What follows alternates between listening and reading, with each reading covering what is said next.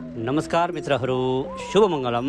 आज हामी धम्मपदको अर्को गाथामा जाउँ, जुन भगवानले उनै लकुण्टक भद्देय थेरलाई भन्नुभएको थियो। त्यसमा फेरि भन्नुभएको छ, मातरम पितरम हन्त्वा राजानो द्वेच सोथिए बेयघ पञ्चमम हन्त्वा अनिघो याति ब्राह्मणो। भन्नको अर्थ रहेछ, माता अथवा तृष्णा, पिता अथवा अहङ्कार, शाश्वत र उच्छेद दृष्टि रूपी दुई ब्राह्मण पाँचै निवारण रूपी व्याघ्रलाई मारेर ब्राह्मण अथवा ज्ञानी पुरुष निष्पापी भएर हिँड्दछ रे।